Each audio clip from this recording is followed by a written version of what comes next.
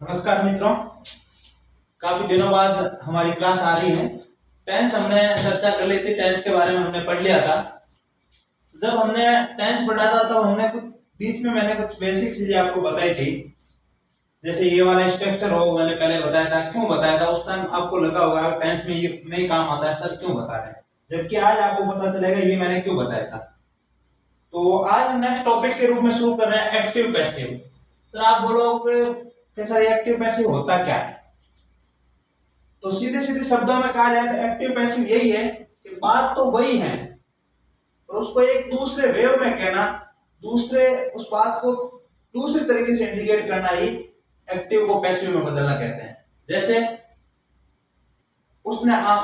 मैंने आम खाया, और पैसिव में आम मेरे द्वारा खाया गया।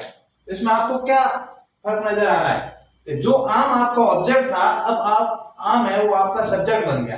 तो इसका मतलब सबसे पहली चीज ये ध्यान रखनी है कि जो आपका सब्जेक्ट है वो ऑब्जेक्ट बनेगा, ऑब्जेक्ट है वो सब्जेक्ट बनेगा। इस चीज का हमेशा ध्यान रखना है। तो सबसे पहले हम ये चीज देखते हैं, इसको हम देखते हैं। पहले ये ध्यान रखना है कि ये सब्जेक्टिव मोड है और ये ऑब्जेक्टिव मोड है। अब देखो, यदि सब्जेक्ट आई है तो पैसिव बनाएंगे, उस समय आई का क्या बन जाएगा? क्योंकि ये सब्जेक्ट है वो जाएगा ऑब्जेक्ट में, ऑब्जेक्ट में जाएगा तब इसका मी बन जाएगा। अब मान लो कि ये वी है, तो ये जब पैसिव में जाएगा तो अस बन जाएगा। ये यू है तो यू का यू ही रहेगा। तो ये वी है, वी जैसे इसका पैसिव बनाएंगे तो वी का क्या बन जाएगा? अस बन जाएगा, ऑब्जेक्टिव मोड। साथ में यू है, यू का यू ही रहेगा। यदि सब्जेक्ट ही हो तो उसका ऑब्जेक्टिव मोड हिम बन जाएगा। सब्जेक्ट सी हो तो ऑब्जेक्टिव मोड क्या बन जाएगा? हर बन जाएगा। सब्जेक्ट इट है तो ऑब्जेक्टिव मोड इट ही रहेगा, और सब्जेक्ट यदि दे है तो ऑब्जेक्टिव मोड क्या रहेगा? देम। अब ये कैसे बनेगा? तो इसको आप एक बार ये लिख लीजिए, आपको आगे आगे जैसे जैसे हम करेंगे आपको समझ में आ जाएगा। अब सर आप बोलोगे एक्टिव पैसिव बताओ हमें कैसे होता है, कैसे हम समझे? कुछ सेंटेंस के माध्यम धीरे धीरे सब समझेंगे। तो मैंने थोड़ा सा ये लिया है कि एक्टिव ये टेंस के अकॉर्डिंग दो तरीके हैं। या तो टेंस में, इसमें टेंस तो ज्यादा चेंज होता नहीं, ओनली इसमें हेल्पिंग वर्ब चेंज होती है। यदि कोई पास्ट सिंपल का है सेंटेंस तो वो जैसे जाएगा तो किसमें चला जाएगा? Past continuous. हेल्पिंग वर्ब भी चेंज होती है। तो ये पास्ट वाला या फिर ये टेंस वाला स्ट्रक्चर हम नहीं समझते हैं, सीधा सीधा हम स्ट्रक्चर समझते हैं, क्योंकि आपने टेंस पढ़ रखे हैं, मैं ऐसी उम्मीद करता हूं। तो टेंस आपने पढ़ रखे हैं तो आपको याद भी होगा हेल्पिंग वर्ब कौन सी है। यदि नहीं याद है तो पहले हेल्पिंग वर्ब याद कीजिए, उसके बाद ये एक्टिव पैसिव पढ़िए। तो हम थोड़ा थोड़ा सीधा आगे चलते हैं। ये वाला उतार लिया आपने मोड, चलो आगे बढ़ते हैं। तो सबसे पहले आपके दिमाग में होगा कि सर ऑब्जेक्ट क्या है, कैसे है, हम कैसे पहचाने? तो ऑब्जेक्ट क्या होता है? देखो, मैंने आपको पहले ही बताया था एक दिन, व्हाट और whom का जो आंसर दे वही ऑब्जेक्ट है। ऐसा बताया था कि नहीं सर? हमें तो उदाहरण देके समझाओ। व्हाट और whom का है, वो और हाउ का है, क्या है, कैसे है, उदाहरण देके तो समझाओ। तो मैं बताता हूं आपको। जैसे I read a book, मैं किताब पढ़ता हूं। अब देखो, ये बुक क्या ऑब्जेक्ट है? कैसे पता चलेगा ये बुक ऑब्जेक्ट है? क्योंकि ये आंसर दे रहा है मैं क्या पढ़ता हूं, तो व्हाट का आंसर मिल रहा है क्या पढ़ता हूं, तो बुक पढ़ता हूं। ठीक है। अब whom का अर्थ होता है किसको, किसको या किससे। तो जैसे द वर्क डन बाय मी, जैसे ये वाला तो पैसिव हो गया। सीधा हम समझते हैं a mango, I eat a mango. अब ये मैंगो ऑब्जेक्ट है नहीं, मुझे बताओ? बिल्कुल ऑब्जेक्ट है। ये आंसर दे रहा है नहीं दे रहा है? कैसे आंसर दे रहा है कि आई ईट ए मैंगो, मैंने मैंगो खाया। ठीक है, आई एट ए मैंगो होगा ना, आई एट ए मैंगो, मैंने मैंगो खाया। क्या खाया? मैंगो। इसका मतलब जो व्हाट और whom का आंसर दे वो क्या होगा? ऑब्जेक्ट होगा। तो चलो हम अब आपको सीधा मैं समझाऊंगा ऑब्जेक्ट क्या होता है, कैसे होता है, सीधा समझ में नहीं आएगा। जैसे एग्जांपल लेंगे तो पूरा पूरा आपको समझ में आ जाएगा। तो आगे बढ़े, ठीक है ना। तो आगे बढ़ते हैं एक बार।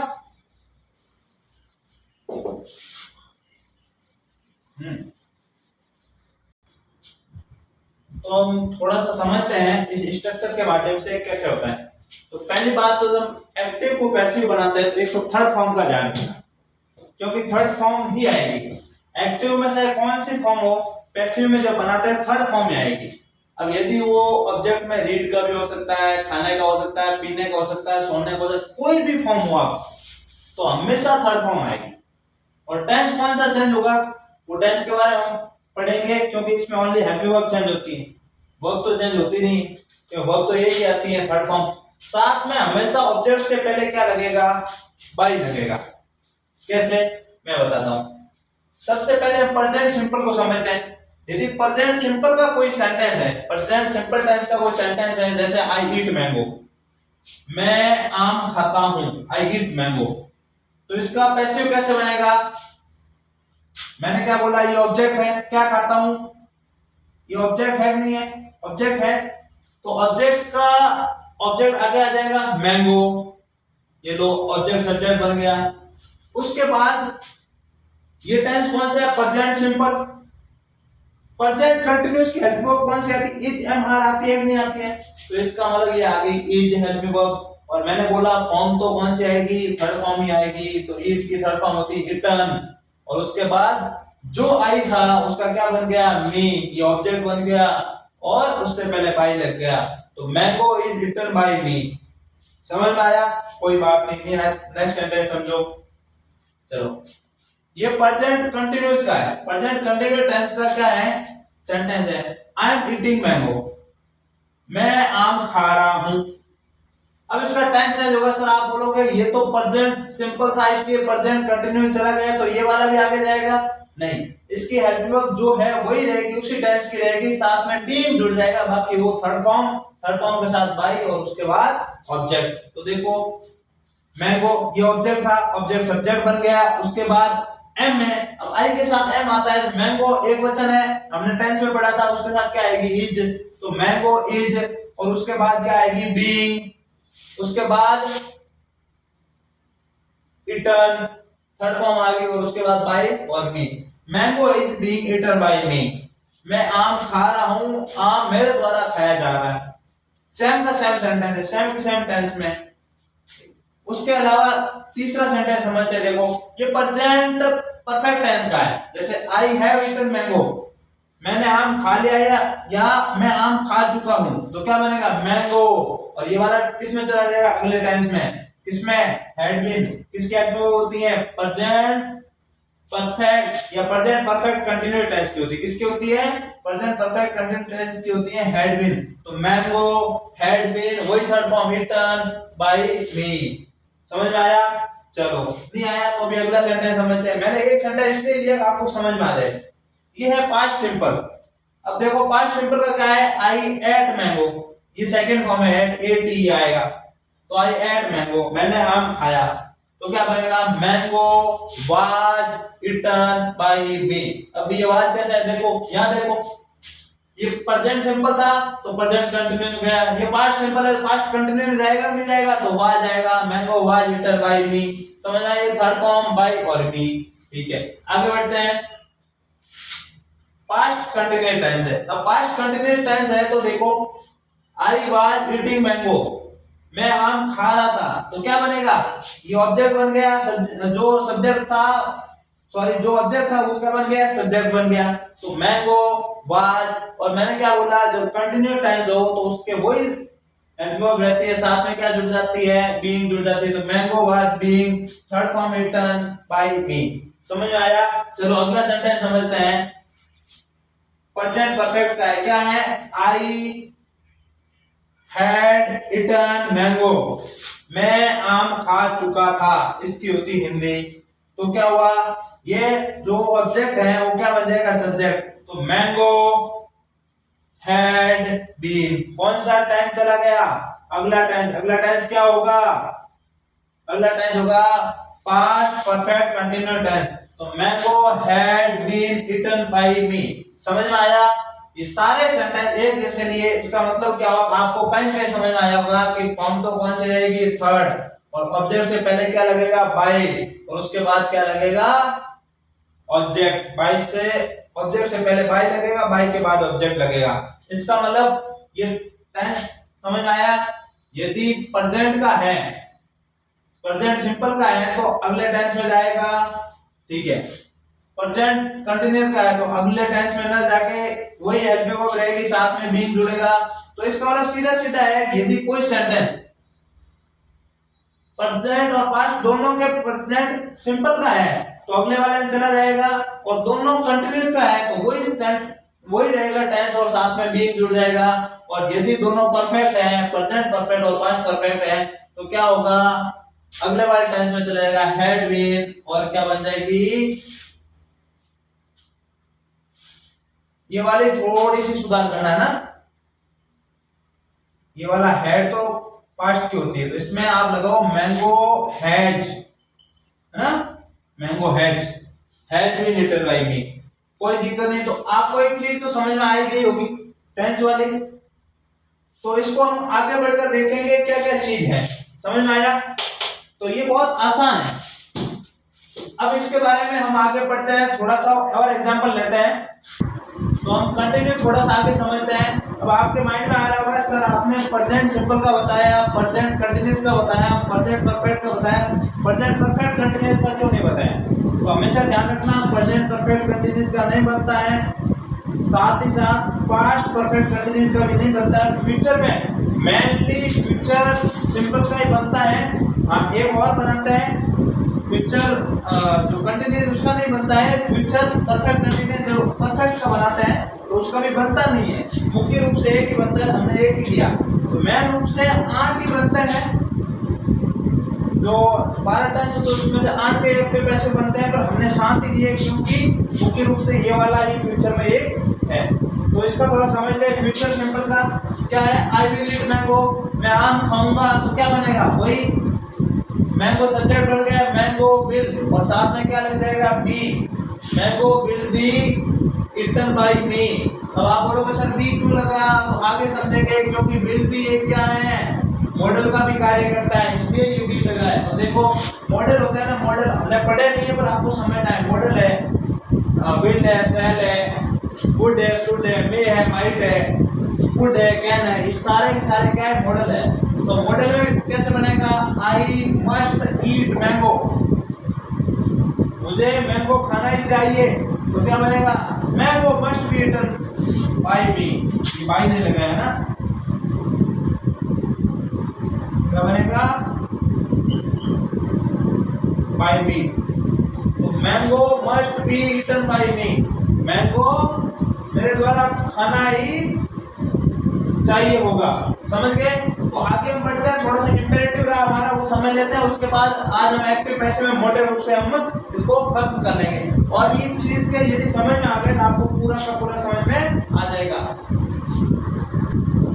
तो हमने टेंस वाले सारे के सारे सेंटेंस देखे हैं, हालांकि एग्जांपल हमने एक मैंगो वाला दिया, एक एग्जांपल इसलिए दिया है आपको एक एग्जांपल सेम एग्जांपल जो चल रहा था उसके माध्यम से आपको समझ में आ सके। तो हमने टेंस वाले जितने थे सारे ले लिए। इसके बाद एक और केसेज है जिसे इंपेरेटिव सेंटेंस बोला जाता है।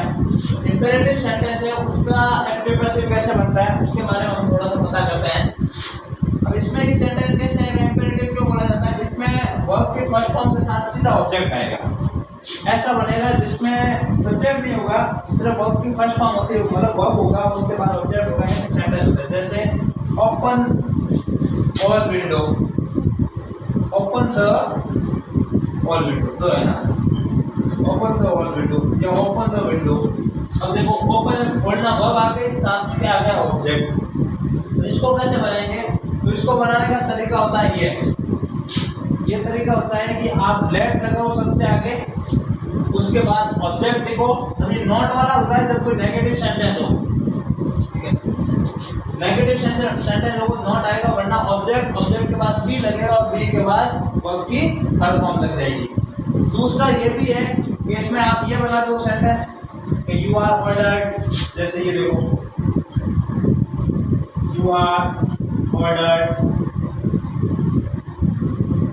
ordered to,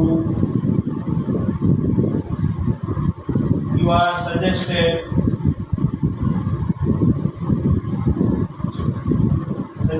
to, ठीक है, ऐसे वाला हो ना, you are requested to,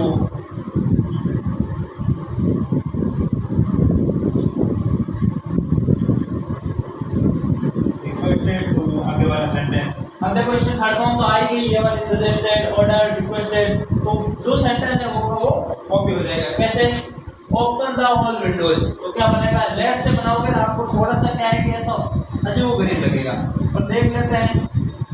ये वाला देखो, यू आर ऑर्डर्ड के साथ में टू लग जाएगा और टू के बाद में क्या आ जाएगा? वर्ब की फर्स्ट फॉर्म और उसके साथ में रेस्ट सेंटेंस, जो सेंटेंस है वो आ जाएगा, ठीक है ना। तो देखो लेट से बनाते हैं ये वाला, लेट ऑल। अब देखो ये लेट के साथ क्या आएगा? Object, all the window be open, be और ये जो वर्ब थी वो क्या बन गई? Third form. तो ये वाला थोड़ा सा मुश्किल से समझ में आएगा, तो आपको क्या करना पड़ेगा? सबसे पहले you are ordered to open all the window, क्या आएगा? You are ordered to open the all window, open the all window कर देते हैं, ठीक है। हालांकि open the all windows समझ में आया। दूसरा है tell him to wait, उससे कहो इंतजार करने के लिए, तो क्या बनेगा? let वाले से let him be told to wait, समझ में नहीं आएगा। ये वाला सीधा you are ordered to, sentence tell him to wait। अब आप बोलोगे कि सर ये वाला पूरा का पूरा है, तो इसमें आप ये बताओ कि ऑर्डर्ड हम कैसे लगाएंगे? तो भाव आना चाहिए। देखो ओपन द विंडोज, किसी को हम खिड़की खोलने के लिए बोलेंगे क्या ऑर्डर ही देंगे उसको? जैसे टेल हिम टू वेट, उसको इंतजार करने के लिए कहो तो ऑर्डर ही होगा। जैसे कोई चीज रिक्वेस्ट का भाव आ रहा तो रिक्वेस्टेड लगाएंगे, किसी चीज में आपको लगता है सलाह देनी तो क्या लगाएंगे? सजेस्टेड लगाएंगे। तो समझ में आ गया। तो एक्टिव पैसिव मोटे तौर पे अपना यही था, बहुत इजी टॉपिक है, थोड़ा सा ध्यान से इसको बार बार वीडियो को देखो, समझ में आ जाएगा, ठीक है। बाकी कोई पुराने क्वेश्चन आंसर से उनको देखना। तो ठीक है, आगे बढ़ते हैं नेक्स्ट टॉपिक के साथ।